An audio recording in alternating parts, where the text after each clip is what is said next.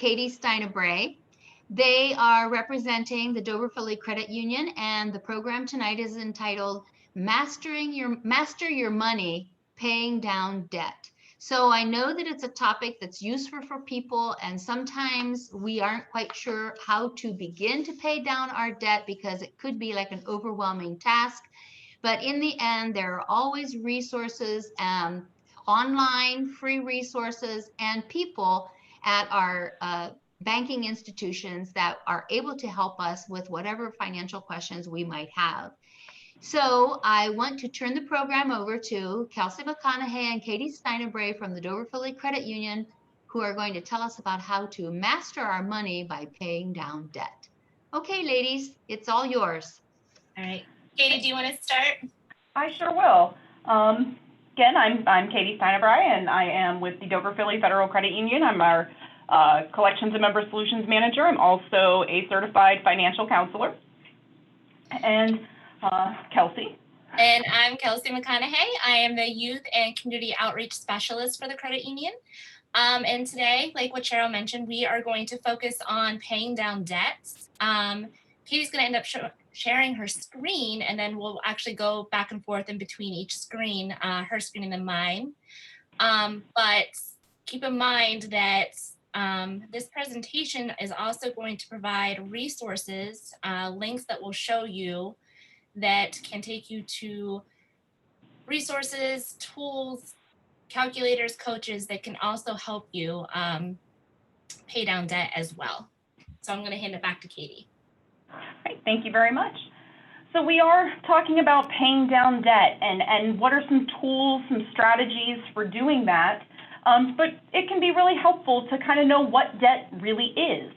And again, how we can use resources that are available to us and some that we do have to search for on our own, but there are ways to get out of that cycle of debt. So we're going to talk about debt as a whole, talk about organizing your finances, again, those strategies and tools and other resources that can be available when dealing with debt.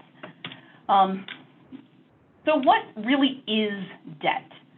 It's borrowed money to make purchases that cannot be afforded under a normal circumstance. So most of us are not in positions that we can just go out and buy a home or buy a car with cash. Or maybe there's other, pay for a full education at a university.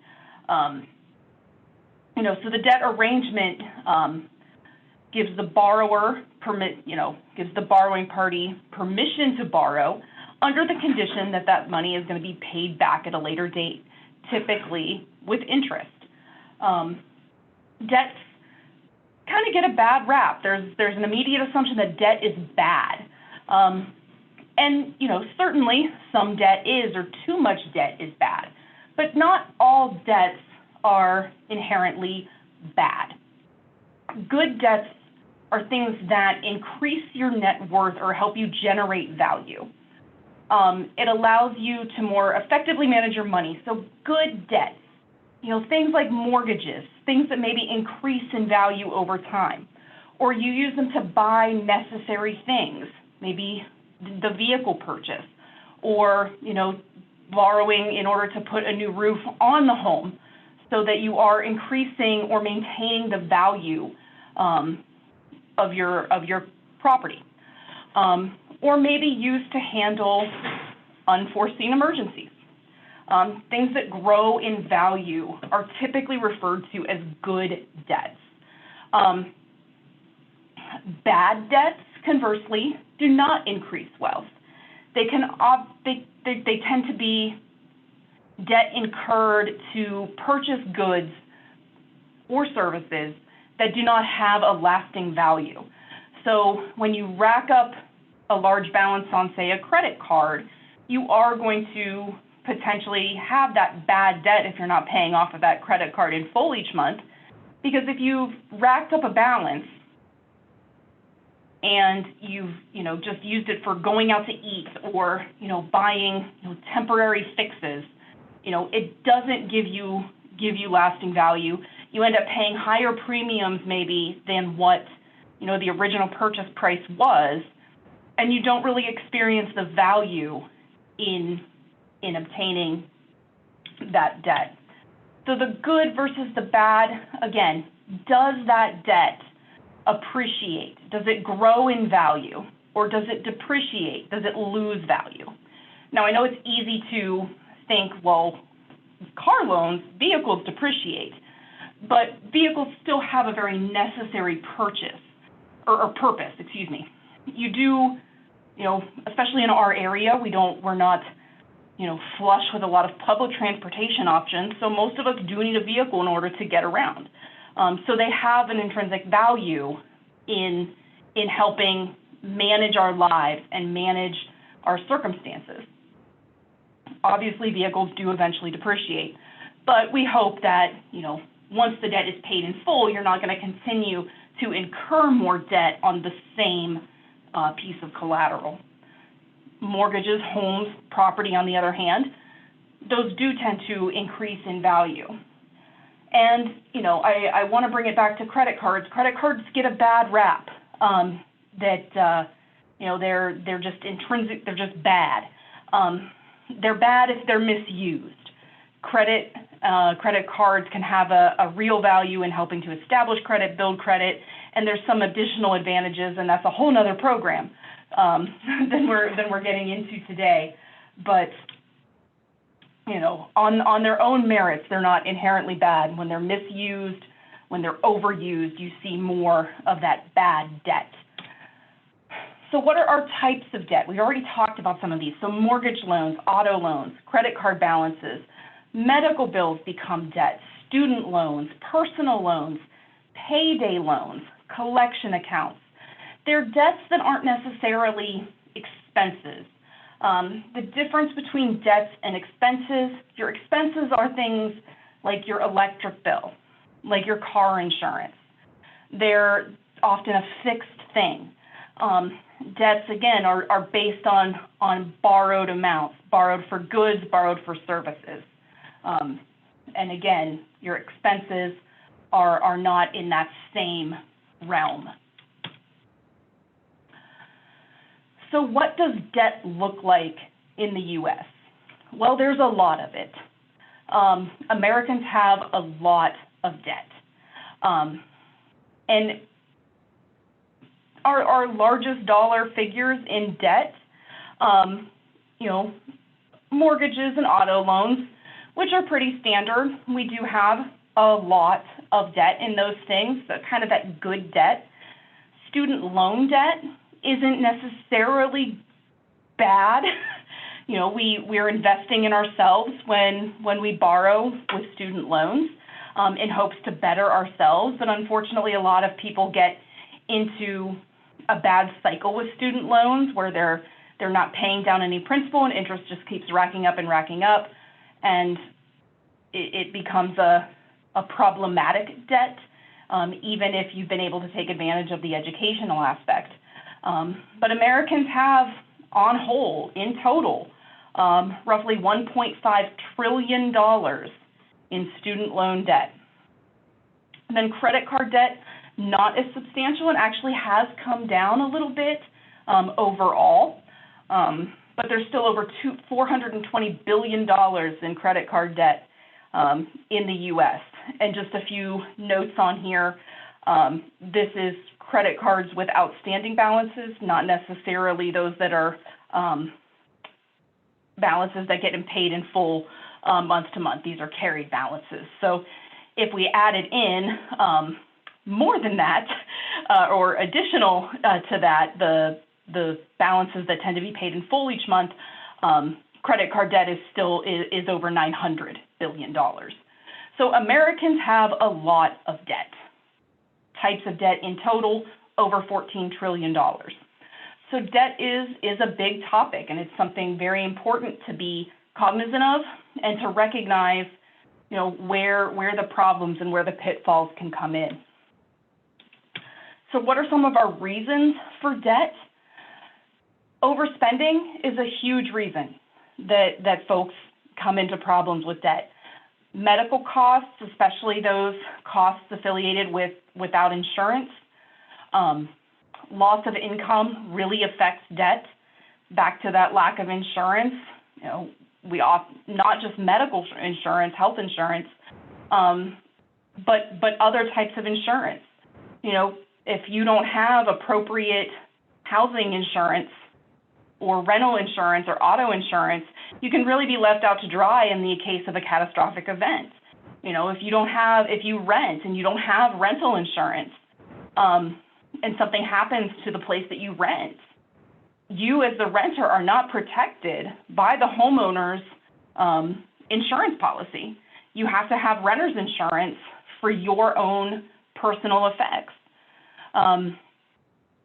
So a lack of insurance can really impact people and cause more debt or cause someone to incur more debt because they have to replace something or come up with additional costs when they don't have adequate insurance. Just unexpected expenses in general leads to debt. Americans, unfortunately, are not well suited at this point to cover any kind of unexpected expense. Most Americans cannot cover an unexpected expense of $1,000. So folks end up using credit cards or borrowing, personal loans, any way to, pay for this unexpected expense, maybe a car repair or, something, your child has, needs for something at school that maybe was unplanned. High interest rates, poorer credit tends to lead to higher interest rates, so folks pay more over time on their already accumulated debt. Inflation affects debt. Identity theft affects the debt. Expanding families. There's no way around it. Kids cost money. Or maybe you're joining families, or maybe you're an older adult and suddenly your adult child has to move back in with you, and your expenses increase. Or you're a younger adult and your parents have to move in with you, and those expenses increase within the household, which can lead to debt. Divorce causes debt. The household splits, the income splits, and suddenly you have two households where there used to be one, and those debts just rack up. Gambling and other vices can really cause debt, and just an overall lack of financial literacy. So you're taking the right steps just by being here today to learn more about what to do and how to manage that debt. So how do we start the process? You have debt. What do you need to do? So we need to organize your finances. You need to take stock in what is owed. So you need to first create a list of your expenses. We're not just talking about debt. We're talking about the expenses themselves. So your utility costs, your insurance costs. You're just creating a list. Just take stock. Who do you owe money to every month? Expenses and debts combined. So again, your insurance costs, your housing costs, utility costs. Do you have child care? Do you have health care? What do you spend every month on transportation costs? So do you have a set amount that you tend to spend on fuel? Or do you have a parking pass that you have to purchase every month? What are you spending on groceries? Sometimes in order to take stock of debt, you actually need to keep some receipts for a while and figure out what are you spending money on.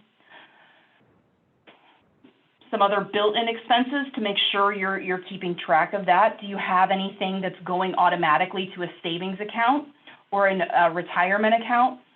Where is your money going?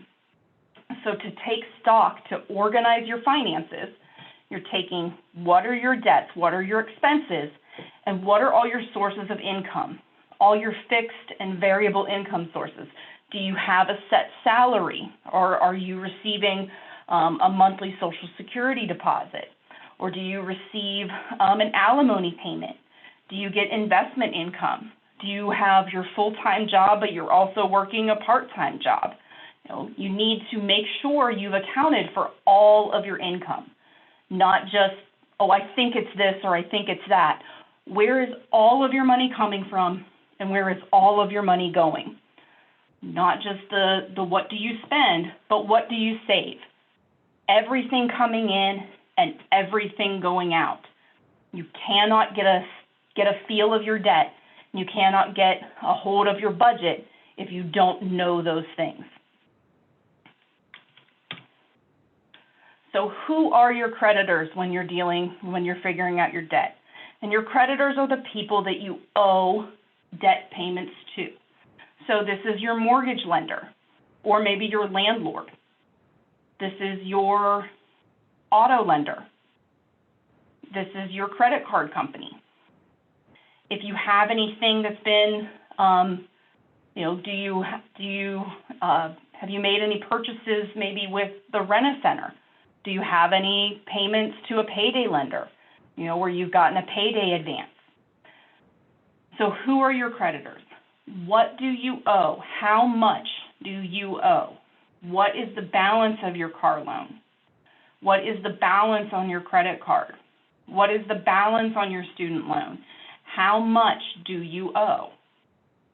What is your minimum monthly payment? Not necessarily what you pay, but what is the minimum monthly payment that you have? So if you have a car loan and your monthly payment is $142, but you always pay $150, when you're figuring out your finances, what is the minimum monthly payment?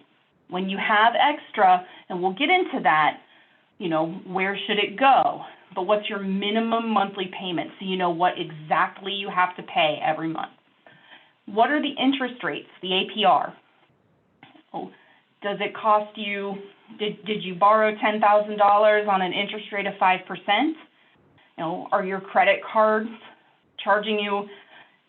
I would love to say your credit card would only charge you 5%, but we know that that's not real. Most credit cards, especially charge cards, are above 20%. So what are the interest rates? And it's a good idea to know what they are, and we're going to talk about that too. But it helps you in maybe future negotiations and to know whether or not there's any value in trying to establish a different creditor. When are your payments due? And that's vitally important. Are your payments due on the 1st of every month? Or are they due on the 5th, the 15th? You can't build your budget. You can't take real stock of your debts, of your expenses, if you don't know when your debts are due. You think, they're due at the end of the month. But what does the end of the month mean? Does it mean the 25th? Or does it mean the 30th? You need to know, when are those debts due? Not just, if I pay it by this day, I won't have a penalty. We want to know, when are your debts actually due? You can't build your budget. You can't really get a handle on your debts if you don't know when your payments are due. Does anybody have any questions or anywhere we want to? Okay. So then when we're organizing, we talked about income and expenses. Record that monthly income. How much is it? How much do you actually have coming in? Not necessarily the gross amount. What's actually deposited into your account each month? Get a list of those fixed expenses. Are they paid monthly? Are they paid quarterly? Excuse me. Get the list of the variable expenses. Those are the expenses that change. So if you're not on a budget with your electric bill, you might have a different amount each month. If you're not on, say, the budget with your gas bill, that might be a different amount each month. So your grocery bill might be a different amount each month. So you want to have a list, a good idea, a good average of what those costs are each month if they're not fixed. And you compare the money that you have coming in to the money that you have going out. That tells you where I can best allocate any excess funds to get myself out of any kind of debt trouble. So are we jumping into any of these resources, Kelsey? I think we are. Yes, we are. All right, so I am going to stop sharing for just a moment, pass it back off to Kelsey, and she's going to share her screen now to show you some screens on Bonsai. Okay, so one of the resources that we have listed at the bottom is about income and expenses. So this takes you to the Dover Public Library's Bonsai site. And here, if you're having issues just trying to figure out income, expenses, and just overall distinguishing between those two or figuring it out, this is a breakdown. If you go here, it's a 3-minute read. It provides sources of income, expenses, and then also it just breaks it down for you towards the bottom of how you can just lay it out there, kind of what just Katy just explained to you. Another resource that we provide there is also tracking your joint expenses. So if there's another person in your household with you, this is a way, it actually provides tracking tools, apps that you can use, and just provides some tips and tricks when it comes to fixing problems as far as trying to figure out what your partner's spending in general. This is also just a 5-minute read, and it's available for free using the Bonsai site. And then 2 more I just want to jump into is the budget calculator. This can actually help you if you're one of those people that you don't want to do the whole paper and pencil, or you're more of a visual learner. You can actually go into this budget calculator and you can go ahead and type in your numbers. So say for instance, maybe your monthly income, combined monthly income is 5,000. You can actually go in here and select from the drop-down menu different options. So there's like rent or mortgage. If you have to change that, you can. And over here, it just gives you a visual of the breakdown of what you're spending each month. You can change these again. These are your monthly expenses, but then they also break it down into yearly expenses as well. So there's medical, there's gifts, there's emergencies. If you want to add more, you just select that column, and then you can also delete too as well. And then this is just the breakdown of the monthly savings, yearly savings, and everything like that. So that is an option to you if you're new or if you're just looking for a new tool. And then if you're still trying to figure out, okay, how do I break this down into my needs, my wants, and my savings? I highly suggest using the 50-30-20 rule. They say it's for teens, but I mean, I love it just looking at it in general. So if you take that 5,000 that you pulled over from your budget, it actually breaks it down into the 50-30-20 rule, where 50% is needs, 30% is wants, and then the 20% is your savings. So that just breaks it down as to what you potentially could be doing with your budget. And I'm just gonna jump in real quick here, Kelsey. Can you scroll back down just a little bit? Because this article makes a really good point, and using the calculator and reading and what they say, you know, needs are defined differently by everyone, you know, but there are some things that are pretty standard. We all need housing, we all need food, utilities, and transportation, but don't think just because you think something's a need and someone else might think it's a want that, you know, you're wrong, because they do vary for individuals on what's, you know, a truly important thing to have. But what this does is just gives you that visual aid to think, okay, these are absolute necessities for me. And if I'm, you know, trying to work on a budget so that I'm definitely saving and I'm still making sure all of my expenses are met, you know, this is a nice visual to say, okay, I have this much to allocate for these purposes, this much to allocate for these purposes, and this much to allocate for savings. Right. Yeah. What I do love about these sites that we're providing to you, it breaks it down too on the side, but also it just gives the resources within this. So you have that calculator, you have the article in general as well, like what Katy said, where it does break it down, and there's some examples too that play into that too as well. And then it goes into the wants, and it actually has the examples of that. So this is an excellent tool that I highly suggest looking into if you're having trouble trying to figure out where you could potentially cut back and stuff like that, or what can help you determine a need or a want, or how much you should be setting aside for savings. Katy, I'm gonna give it back to you. Okay. All right. And before I jump back into the presentation, does anybody have any questions or anything you'd like us to circle back to? All right. So Okay, let's get back in here. And I'll need to,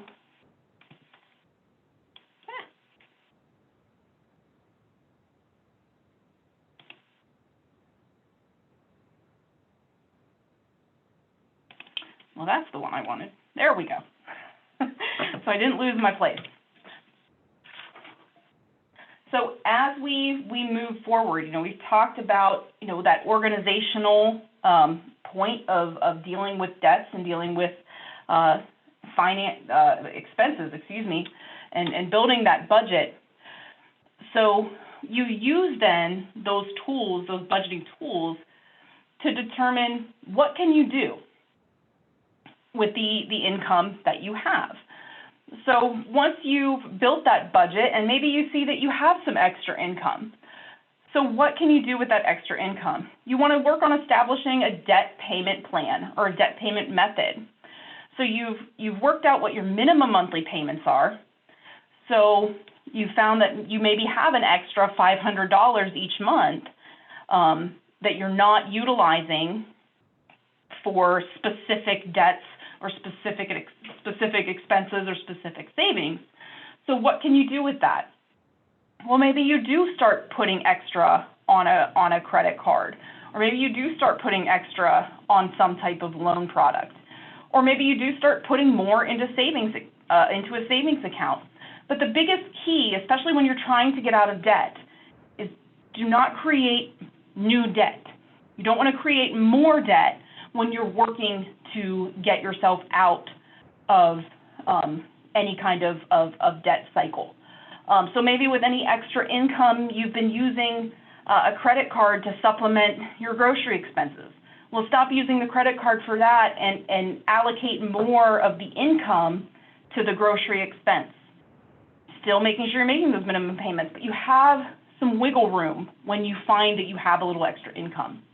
Now, what if you break even, or you find that you're maybe in the red? So the first thing that we all have to acknowledge is we've got to cut back. We need to reduce those expenses in order to get ourselves out of this debt cycle. So we need to really evaluate, and this is where that 50-30-20 tool is really beneficial. Look at what can you cut? Where can you make adjustments to those non-essential expenses? Maybe for a while you have to cut back on the TV package that you have. And maybe you really, really, really like HBO, but it's got to go for now. You don't have the income to meet that expense. Or perhaps, we're spending a lot of time at the salon. Well, nobody can go anywhere anyway right now, right? So let's cut back on that for now. This isn't to say these are things that you can never have or never do again, but when you're in trouble with debt, when you're barely breaking even, or you have more debts and expenses than income, you've got to find a way to cut back on those non-essentials, those things that maybe we really enjoy, but they're not necessary for our day-to-day lives. If you're unwilling to do that, then you have to find a way to earn extra income. Maybe that's getting another job or a second job. And that's not ideal for most of us. So cutting back is really the first step to take. And if that's not an option, you've cut everything you can possibly cut and you're still in the red, you do need to find a way to maybe supplement that income. And as always, do not create new debt. We can't get out of debt if we're continuing to create and establish new or more debt.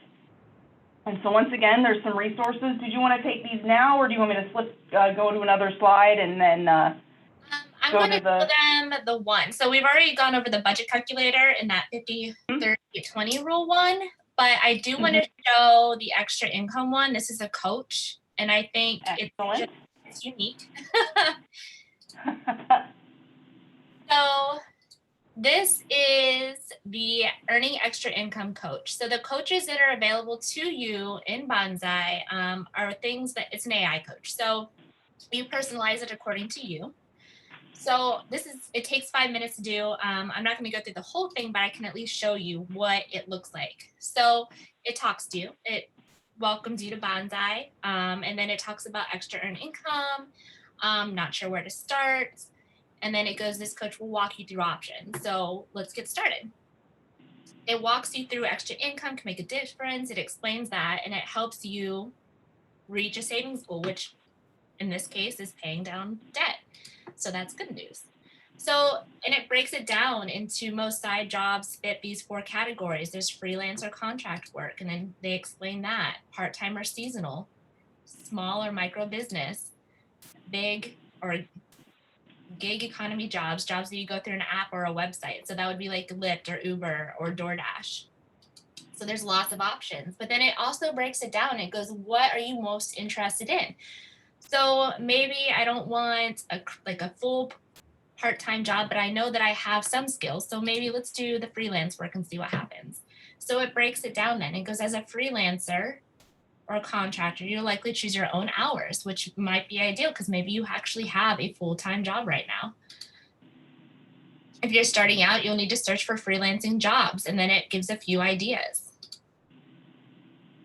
And then obviously it goes on to, you're going to have to probably provide your own rate. Do you prefer per hour, per output, per project? So maybe let's just skip to it and say per hour. Sounds good. And then from there, you can have, yes, I have one in mind. No, I don't. Let's go for yes for this situation. And maybe you're just going to stick in there saying, I have a lot of experience in this. I'm going to go for this rate. And then it breaks it down. How many hours do you plan to work? And maybe this is something you're trying to figure out for the entire month. Maybe I'm going to aim for 20, like maybe do 5 hours a week. And then it breaks it down showing, okay, that's $400 a month. That's an extra $4,800 in a year. And you can, sounds good to me, or tweak it. If this is something that you're interested in, or you start over or need to reset it and be like, look at different options, you can always hit the reset progress. You can save this. Stuff like that. So I'm going to switch this back to Katy, but this is an option for you if you're just trying to think of ways to make an extra income. It helps you think outside the box. Actually, before I hand it over to you, Katy, I do want to go into this. So maybe it goes, sounds good to me, but it breaks it down, like things to consider. So signing a contract for a job. It also goes into, do you need templates or anything like that? If so, you can find them online. And then it's going to say that you're likely considered or will be paid freelance or small business owner. So it's going to talk to you about taxes. It's going to talk to you about that extra steps you need to take on your end to cover anything later on, expenses and stuff like that for having your own side gig. So it just breaks it down. I like this coach a lot because it just brings up a lot of information that you don't necessarily think about at the time. So Katy, I'm going to pass it back to you now. Yep. But Kelsey does make an excellent point with what the coach can have available to you. It does allow you to, as you said, kind of think outside the box and recognize that even if you are going to try to supplement your income, there are things that you have to consider, things like taxes, things like, what skill set do I provide that makes this an option for me to do? So when we jump back in here, and there we go. Oops. There we are. So what are some other strategies that we can do when we've, built our budget, we see what our income, we see our debts and expenses, and we need to find a way to get this paid down more? You do have the right to negotiate with your creditors. What does that mean? You can ask your creditors to rewrite terms of a credit agreement. Maybe you've been paying on your car loan for a year and you've improved your credit. So that car loan that you were paying 5.5% interest on, maybe you could look at refinancing that for a lower interest rate. and to lower your monthly payment, which would then free up some income to pay on other debts that you have. You know, request smaller payments over longer periods of time, you know, which can potentially be an option. We'll use the car loan example again. You've been paying on your vehicle for a year, your credit's improved. You want to, you know, reduce that payment even more, and so you extend the term a little bit. Your rate is also lowered because your credit has improved, and you're able to, again, get that payment even lower. Excuse me. When you pay more in interest, you are increasing the overall cost of, I think that's supposed to be, yeah, sorry, my train of thought just kind of derailed there.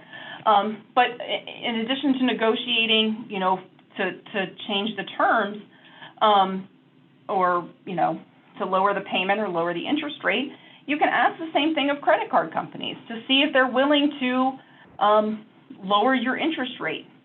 You know, maybe just over a shorter period of time. You know, maybe they'll give you a reduction for 6 months. So pay as much down as you can, and before that rate goes up. Or maybe they have another product that a creditor can put you in that might be more beneficial to your circumstances and has a lower interest rate. There's also the consideration of debt consolidation or personal loans. These can really, or I would only really recommend them as beneficial if they are in fact beneficial. You know, so when you're taking stock of your debt, this is where it's really important to know what your interest rates are. You know, if you are looking to consolidate debt into maybe one payment, you certainly don't want to make a payment that's a higher dollar amount or pay at a higher interest rate than the debts you're looking to consolidate.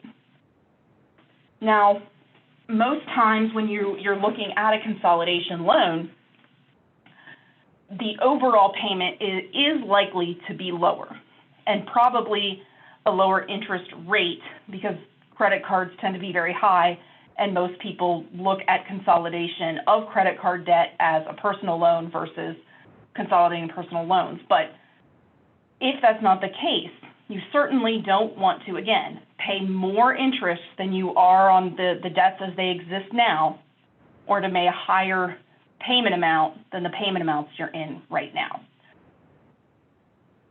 And that brings the second point is very important. Make sure the consolidation truly is in your favor and not to the benefit of the creditor.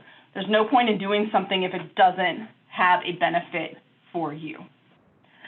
And we're going to talk about managing debt, I believe, and I will let Kelsey take that back over. Katie, you can actually keep your share screen. So that link right there will give you the collection for managing debt, which we're actually, the next few slides that you're going to be seeing is a breakdown of actually that just overall collection of we already covered types of debt, but it's going to cover debt strategies of how you can repay that debt over time. And then also it's going to go into a credit card calculator as well.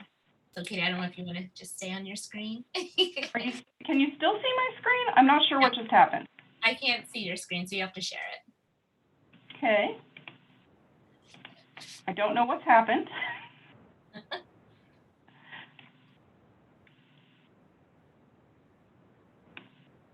Okay, sorry about that. No, you're fine.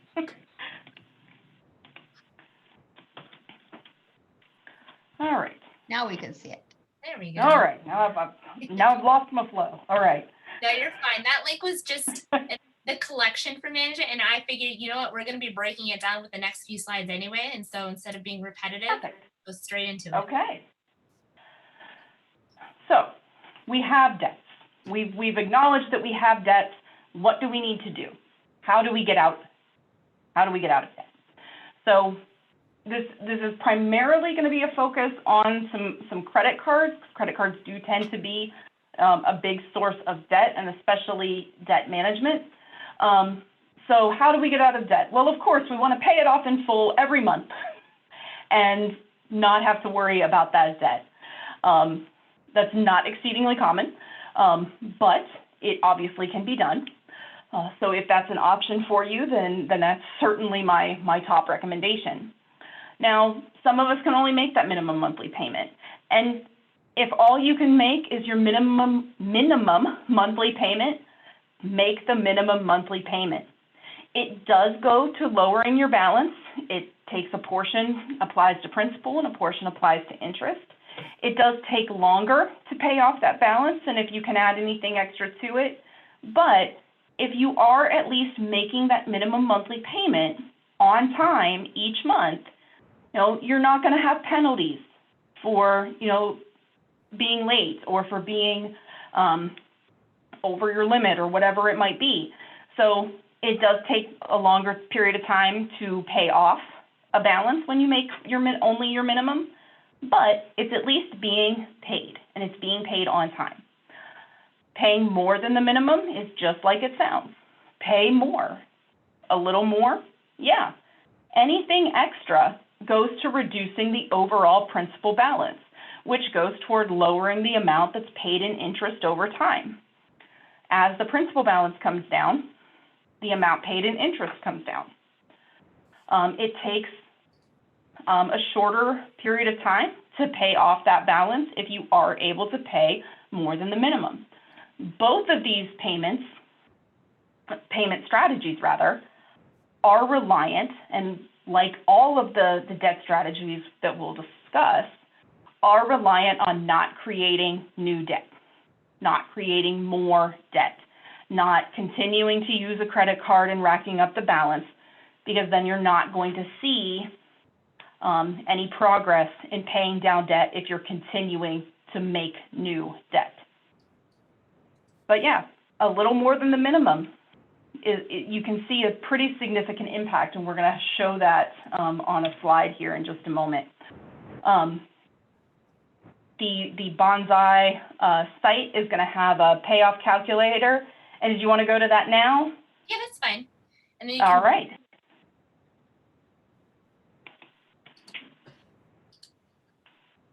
So what this calculator will show is what it looks like to make the minimum versus maybe a little more.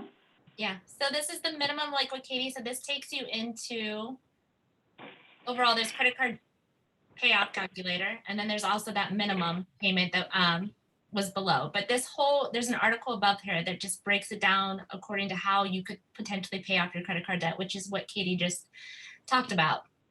So in here, this calculator, this actually gives you just an overall visual. So we'll have another slide that shows another visual of this too. So it's on one screen. But say your current balance is $850. Your monthly payment is $20, and your interest rate on that particular credit card is 25%. So right down here, it gives the payoff date, it gives months to pay off, and then it gives total amount paid and then total interest paid. So it breaks it down. So even if you just take on $5, it breaks that down. So actually, let me take it back. It went from February 2030 for the payoff date. Just by paying an extra $5, it brings it down to April 2026. It went from 106 months to pay down to 60. And then it also breaks it down to, I think it was over 1,000 for total interest paid, and that brought it down to $643. But it breaks it down to, on this end, this is just another version, a different visual. So this is the same setup, but maybe you decide to do $5 for it, and then it breaks it down accordingly down here as well.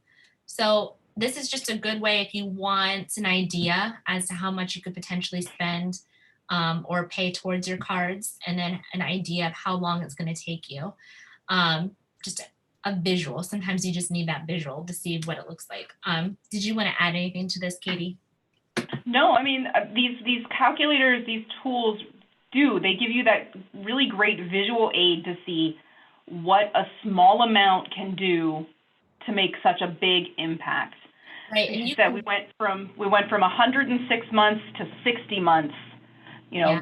That's a difference of 4 years in the length of time it takes to pay off an $850 balance. Yeah, and that was a $5. It was just increasing your monthly payment by $5. Right, exactly. I mean, you know, don't stop at McDonald's for breakfast one morning and put it on your credit card. There you go. And you'll see a significant impact. I'm going to give this back to you, Katie, so you can share the other visual that we have. All right. This is the one that we typically use during our presentations, but with Bonsai, we have that calculator so we can at least show you what it would look like through Bonsai. But then the next one, yeah. Just, you know, just right side by side, how significant that difference is. And this total repayment was a total repayment of interest. So you see, you know, just how much you pay different over time just by simply adding an extra $5 a month to that minimum monthly payment. And then we typically, I mean, we always show this example during a presentation like this, just because a lot of times people are like, I just don't have that extra money. Or they're thinking they're going to have a lot of extra money just to pay down debt. But it can be as simple as $5. And like what Katie said, don't stop at McDonald's, or maybe cut back on Starbucks for a day and see what happens. You can use that towards paying your debt. It is significant to see, just to have that visual representation of how terrific of an impact a $5 difference is. Basically cuts your time in half. So these methods continue with, these are two pretty well-known methods of paying down debt. And it really just is kind of preferential on how you want to go about that. So we have the snowball method and the avalanche method. The snowball method is where you start small and work your way up to the big things. So you start by paying off your smallest debts. And then you take the amount that you were paying on that debt and roll those funds into the next smallest debt, and so on. And then at once, you just continue to add the payments that you were making and add them additionally to the next smallest debt, the next smallest debt, and so on. Obviously, you need to continue to make your minimum monthly payments on the other things, and we'll actually have some nice visual representation of this here in just a moment. But, you know, you pay X dollars on this credit card, X dollars on this credit card, X dollars on this credit card. That one gets paid, roll that into the next one, roll it into the next one, and then you see a real payoff in seeing things paid off. You know, there's a lot of satisfaction in seeing those debts go to zero. The avalanche method works very similarly, where you pay those big things first and work your way down.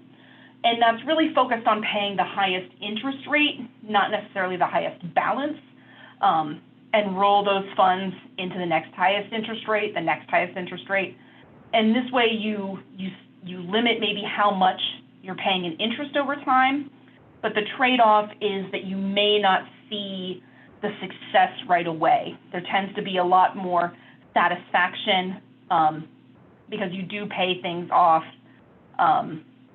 using the snowball method maybe a little quicker than you do with the avalanche. Maybe not entirely quicker, but you'll see a few things paid off sooner with the snowball versus the avalanche. Still, that resource is available if you want some more information about these methods. It's available on that Bonsai link there. So here we have 3 cards. We have our care card, $850 balance, 25% interest rate. And this one really works out because it's the snowball and the avalanche combined. Highest interest rates on the cards, and then lower interest rates and higher balances. So we have the care card at $850 balance, 25% interest rate. We have a Walmart card with a $1,000 balance and a 25% interest rate. And a Visa credit card with a $3,200 balance and a 17% interest rate. So where are we looking for the satisfaction? We see what our minimum monthly payments are, and then how much we're actually going to go ahead and pay. We found that we have an extra $10 a month. We can put it towards something, and we want to use this roll-up method. We want to, start knocking these debts out. So we're going to pay $30 a month on the care card and still make our minimum monthly payments on the other two cards. So we pay our $30 a month on the care card, and I forgot that that was highlighted on that slide. And we've gotten it paid off, yay!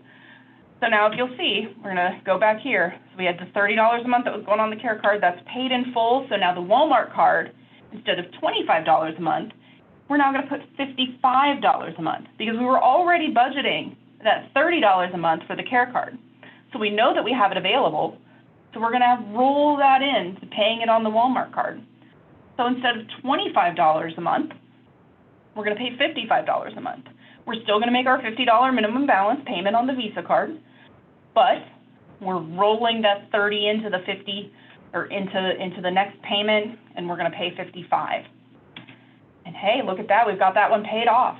Now we're going to roll that 55 into paying that Visa card.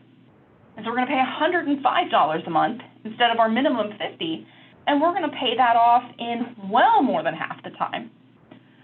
So that's how that roll-up method works. We take money we've already budgeted for payments, and then once it's paid, once we've completed those payments and paid off those balances, we're going to use that payment amount, roll it into the next one, and get these debts paid off even faster.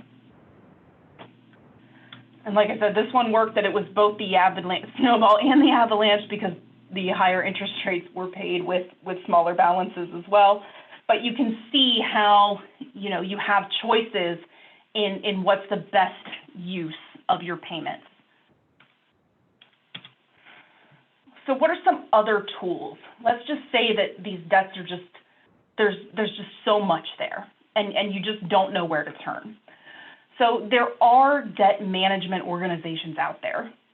I will start this slide by saying we are not affiliated as Dover-Phila Credit Union. We are not affiliated with any debt management organizations, nor do we endorse any debt management organizations, aside from the fact that we would recommend to our own members, if they are going to seek debt management, that they utilize someone who is affiliated with Consumer Credit Counseling, which is a monitored organization.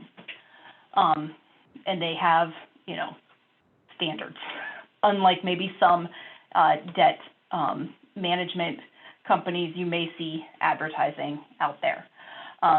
So you want to find, if your debts are just too all-consuming, you don't know where to turn, and you need help, you may want to try a debt management organization, but you want to make sure they're not for profit. What these debt management organizations can do when they are part of the Consumer Credit Counseling, they will work to negotiate with creditors to potentially reduce interest rates as well as reduce monthly payments on credit cards that you have. You make one payment to the debt management organization, and then that organization will pay the creditors, most typically credit card companies, for you. So if you have, you know, a dozen debts, a dozen credit cards, they're going to roll them into one payment where you pay them directly, and then they are going to distribute those payments directly to those creditors. Most plans have the consumer debt paid off in 5 years. Now, you do have to go through counseling. You do have to meet certain requirements. They do have a setup fee, and there's a monthly maintenance fee associated with using their services. Most typically, it's income-based. So, you know, if you are on a fixed income, you know, your fees, your premiums may not be the same as someone else. They do take that into account. But you do have to, you know, you do have to commit to the program. You know, you have to make sure that your payments to the Consumer Credit Counseling Service are made on time. You know, if you don't follow through with the arrangements that they set forth, they can basically kick you out of the program. The closest affiliated debt management service with consumer credit counseling is a company called Apprizin. They are out of Canton. They're on Market Avenue there in Canton. Their contact information is here. I again reiterate that we do not affiliate, we are not affiliated, and we are not endorsing them as a specific organization, but we do know that they are part of the Consumer Credit Counseling Network, and they are not-for-profit. And we have had many a member work with them and experience very positive results. But that is certainly something to consider if the debt is too much, if it's just unmanageable and you really, you need additional guidance and you can't do it on your own. There are some terrific programs available to you. And in my continued, we are not affiliated and we do not endorse or not endorse any of these debt management organizations. Like I said, you've probably seen commercials for different companies over the years, and I don't have a lot of encouraging things to say about some of them, but at least with Apprizin, you can physically go and sit down and talk with someone. Maybe not right now. I don't know what their rules are right now, but you have someone that you can physically be in contact with. They're relatively local. A lot of organizations are out of state, and you send your direct payment to them, and it's someone you've never met in person, and maybe you're sending it out of state, and you maybe don't have the same level of confidence if you can't actually meet someone in person. So it's definitely something to consider, and not just maybe the first thing you see online. So what are some other ways that we can get out of debt? And these are kind of last resorts if we have to. If you can borrow from a retirement fund, it's not necessarily ideal, and you're likely going to incur penalties to do it, but you can potentially get back on your feet a little quicker, because you've already, you've borrowed enough to get yourself out of the danger zone with debt. And a lot of times where if you work for an organization that allows you to borrow against a retirement fund, you can repay that fund through a payroll deduction. So you don't have to think about making that payment voluntarily, every pay or every month. It's just something that would be automatically deducted from your pay.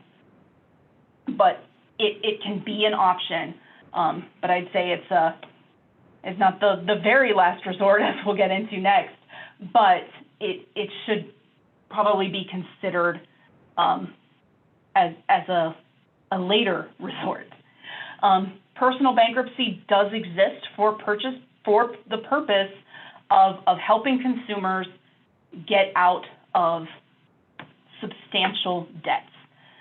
Personal bankruptcy is not for the individual who just has a couple $1,000s in credit card debt. One, it costs you about $1,000 to file bankruptcy, so you probably don't want to do that, especially if that would get you to pay off half of your debts right away. But it's there when you're just drowning, when the debts are too much. There's credit card debts. You're upside down on a car loan maybe. You have medical debt. It just seems insurmountable. There are two types of personal bankruptcy. There's Chapter 7 personal bankruptcy and Chapter 13. We can read here, Chapter 7, immediate action plan. Chapter 13, pay off most outstanding debts and waive. Those are very, very broad definitions of the two. Chapter 7 is often referred to as a liquidation of debt, where you include all debts that you have when you're filing. And so it's all credit card debt, it's all personal debt, it's all mortgage debt, it's all medical debt, it's all payday loan debt. Any debt you have is thrown into that Chapter 7. The trustee or the judge, they're going to take a look at your case, and they're going to determine whether or not, they're going to basically approve your petition for Chapter 7. Once you've filed, there's a period of time where the case is mediated, and at the conclusion of your case, of a Chapter 7 case, and in the state of Ohio, it's approximately 4 months right now. That always depends on how many cases are filed and how long it can take from filing to close. But in Ohio right now, it's roughly 4 months. At the end, at the conclusion of the Chapter 7 case, the debts that are included are discharged. They're wiped away. I'm not a bankruptcy attorney, so I'm not going to get into the fine details of either of these chapters, but there's obviously some things that can be excluded in a Chapter 7 or restructured in Chapter 7, but very, very generically, very, very broadly, the debts are included in the petition, and at the end they are discharged. And what that means is you can no longer be collected upon for the majority of the debt. And I have to reiterate one more time, that's a very, very generically broad statement, and what I said cannot be taken as legal advice or legal certainty. Because like I said, there are going to always be exclusions and exceptions to those statements, but very generically, very broadly. That's what it entails. The Chapter 13, however, is often referred to as a restructuring of debts. Your debts are, put into a plan, and payments are made by the trustee through the plan. Some debts are completely discharged and very little is paid. Most debts, especially if there's any security, so a mortgage loan or a vehicle loan, are typically continue to be paid at the contracted payment amount within the plan. Those tend to last 3 to 5 years, depending on how the plan is set up. But these are last resorts. Again, this is when the debt is just insurmountable. You have no other choice to dealing with the debt than to file for that personal bankruptcy protection.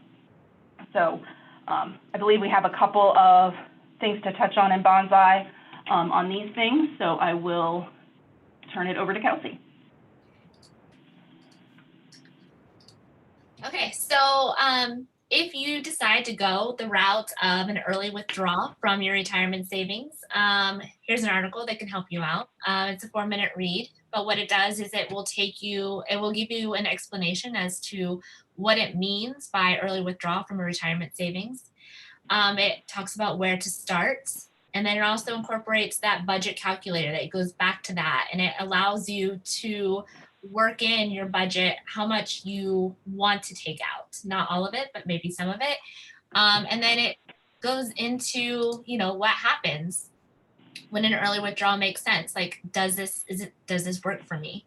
And then it also goes into penalty-free withdrawal options and stuff like that. But it does the breakdown of everything for you. And then there's that budget calculator.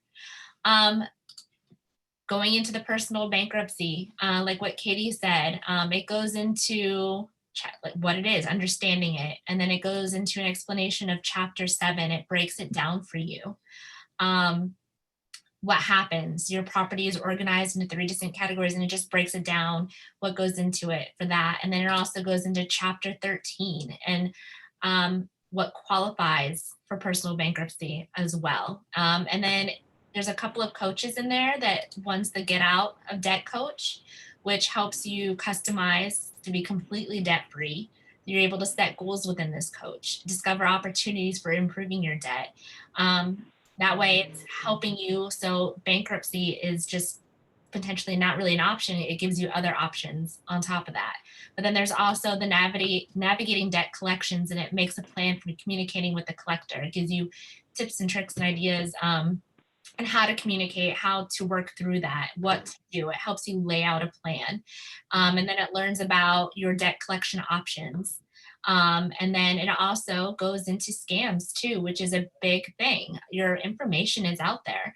If you have large debts that are owed, scammers do tend to see that and be like, all right, well, they're not paying on this. So chances are I might be able to get some money out of them. So it helps you discover, spot those, and gives you resources on how to avoid that or to even respond and to report it as well. I'm going to give it back to you, Katie. All right.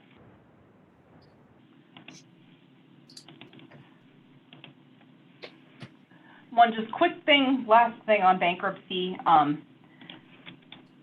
If that is ever something that you are considering, I would certainly recommend having an attorney. But that's a whole nother thing. But it's important and necessary. So you've paid down your debt. Now you're working to recover from paying that down. And what are some other, and we'll get into the other resources that can be available to you. Continue to make your payments on time. Our credit presentation, I could talk about for 3 straight hours and not take a break. But the biggest thing that you can have on your credit report is having on-time payment history.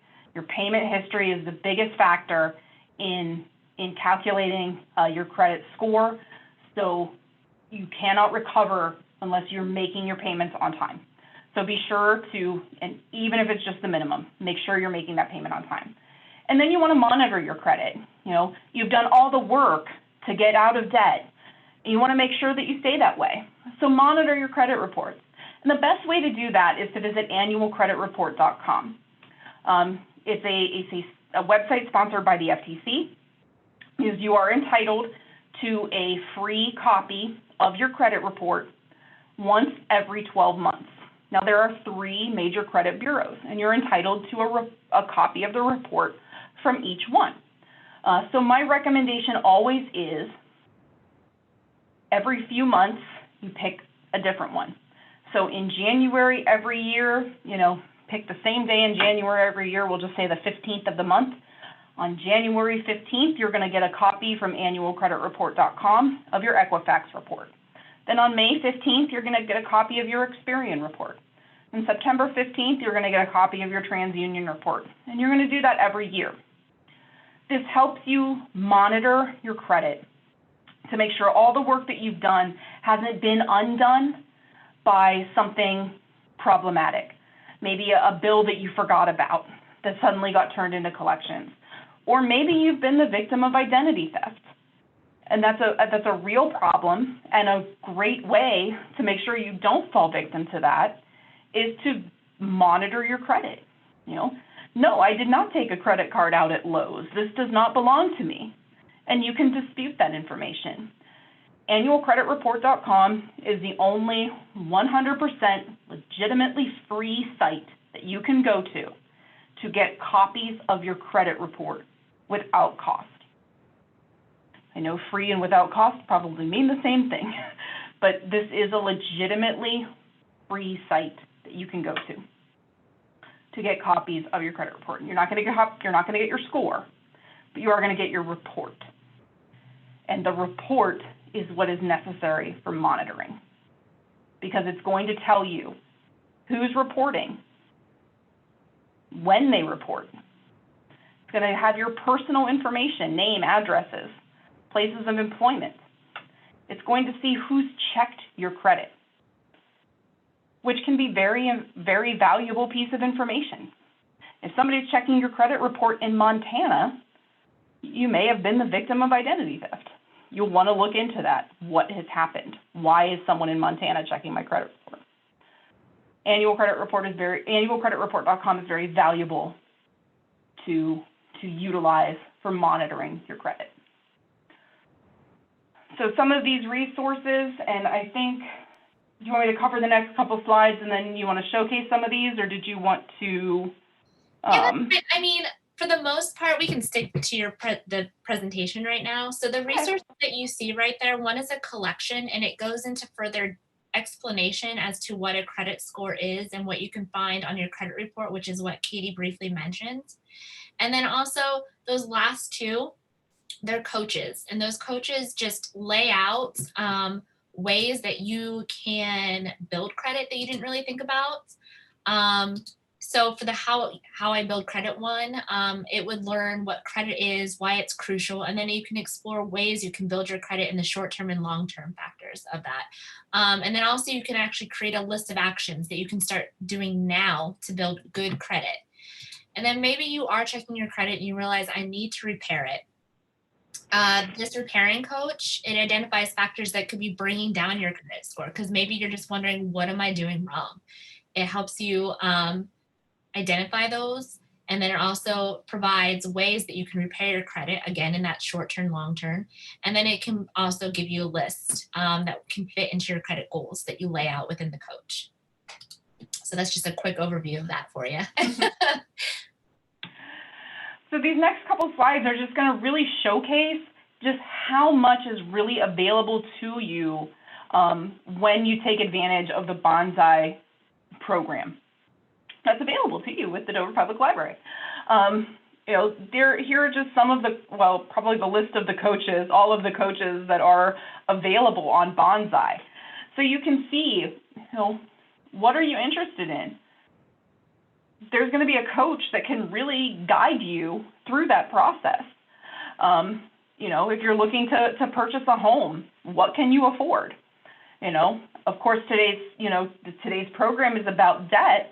So those first couple coaches, and they were demonstrated, getting out of debt and what creating a budget looks like. These coaches can really give you that step-by-step guidance to keep you on track. But even other things that maybe you're starting to think about. You've gotten out of debt and now you want to know, how do I start building that emergency fund? Well, there's a coach for that to showcase, again, these are the steps. This is what you should do in how you want to, go about establishing that.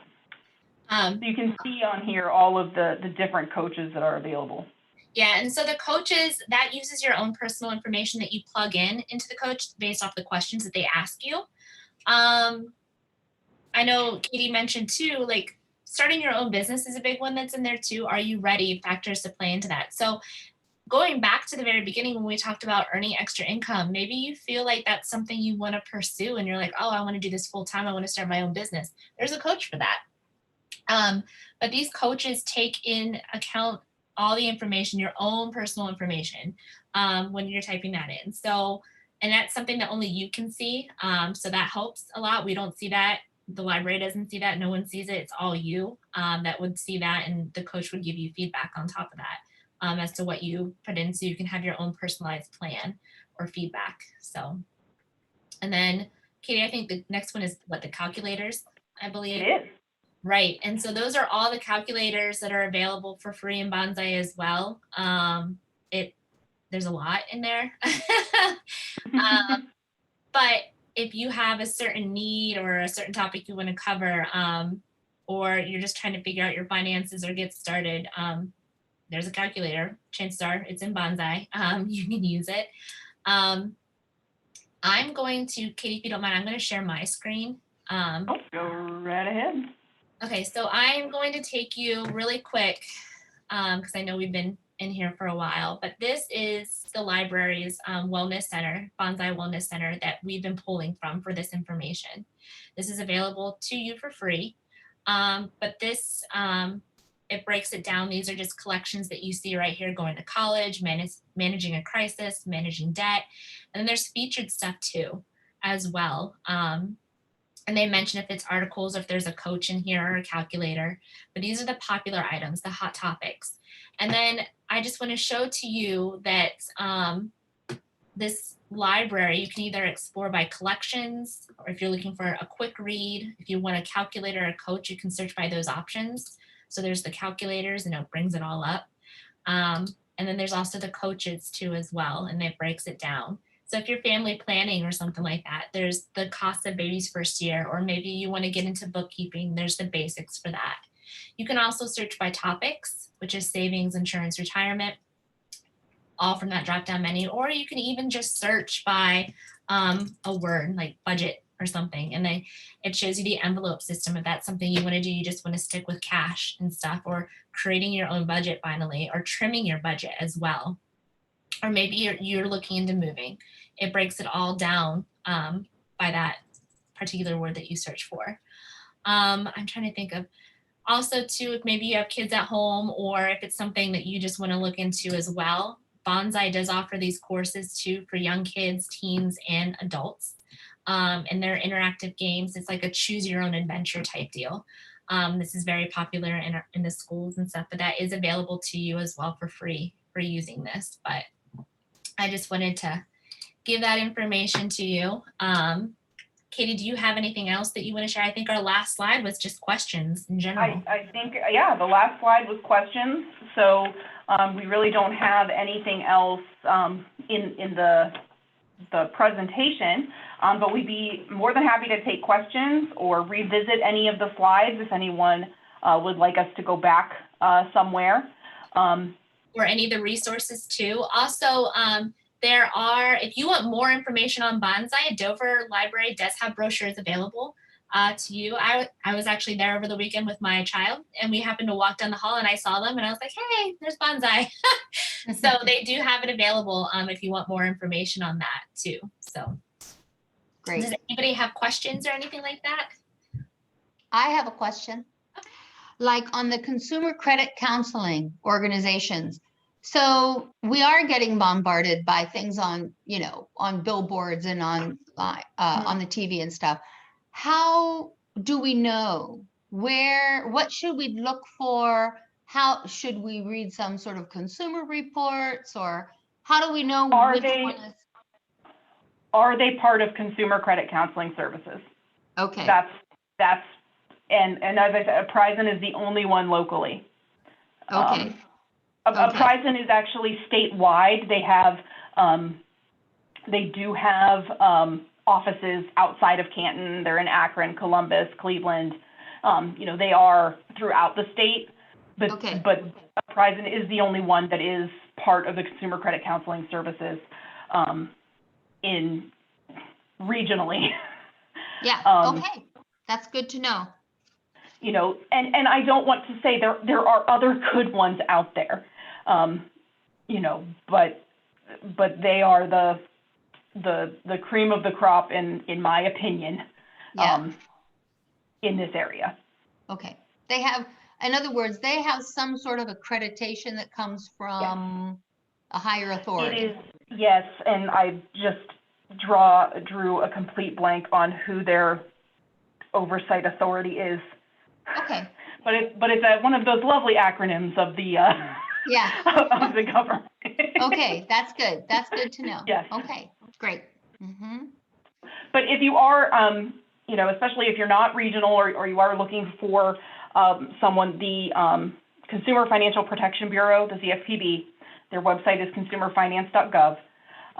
They have excellent resources, and you can kind of look up who might be ideal in your area. Okay. So, any other questions?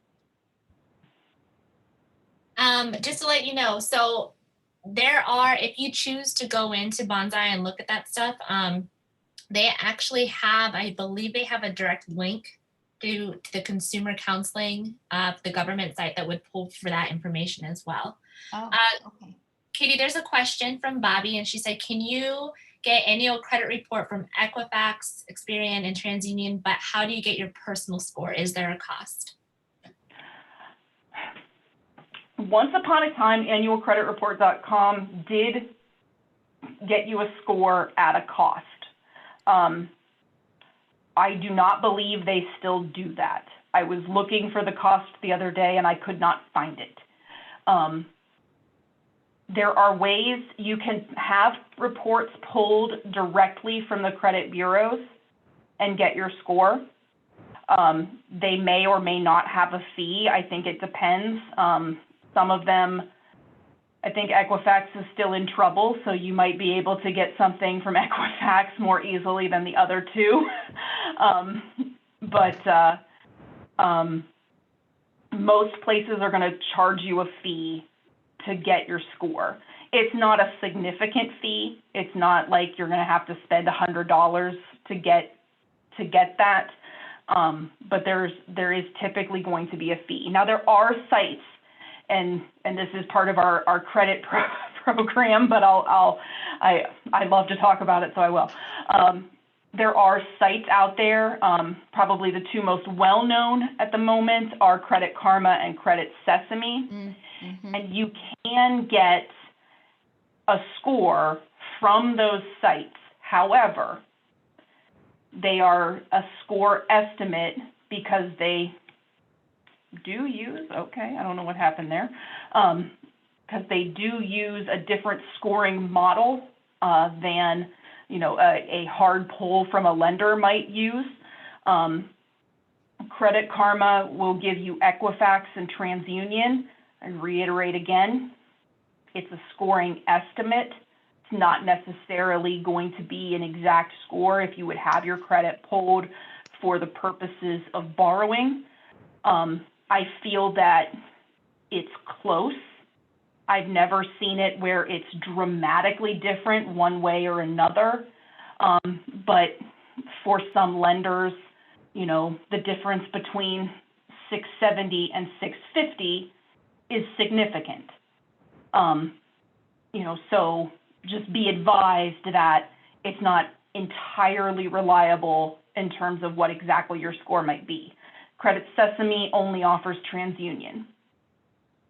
So you don't have the benefit of all three, but you can pull from, or you can make a request directly from the bureaus themselves.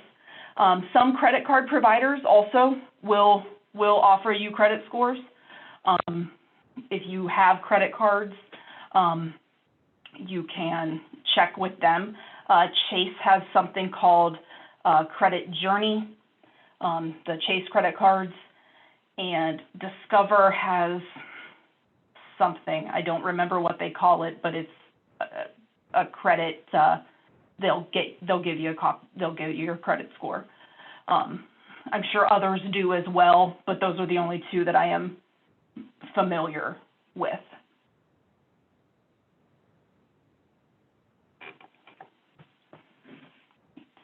I think I'm just finally seeing Bobby's chat. So sorry, Bobby. I'm glad Kelsey saw it. All right. So any other questions or anything else we want to touch on tonight?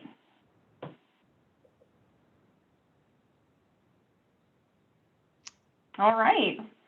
Okay. Well, thank you very much for being here tonight and participating in our program. And I'll let Cheryl wrap it up, I think. Okay. Yes, Cheryl, thank you. I'll send this presentation to you. That way you can have it available if you'd like for anybody that wants it to, on top of that, the recording. Oh, all right. Great. Thank you. Yes, because what I plan to do is, take the recording and send it to, there were some people who weren't able to get on tonight, and I'll send it to them so that they can be part of it. Well, yes, thank you so much, Bobby and Susan, for coming. I think there's a lot of information there. We can either use it personally or have it available for when other people ask us questions, and we can be a little bit more educated about it. It's never wasted to be more educated about as many topics as we can. And I want to thank especially Kelsey, McConaha, and Katy Steinebrey for coming, representing the Dover-Phila Credit Union, to give us this important information, and for creating that link that's specifically for the Dover Public Library patrons And remember, it's all free. So all we have to do is get in there and explore and use the resources that are available to us. So thank you so very much. And we had a nice evening learning something new. Thank you. Challenging ourselves a little bit, because then I think, oh gosh, I need to do some of those worksheets myself. Thank you All for right. having us. I truly enjoyed it tonight. So thank you. Yes, thank you too. You did a great job, ladies. Thank you so much. Thank you. All right. Okay. All right. Good night, everybody. Good night. Bye.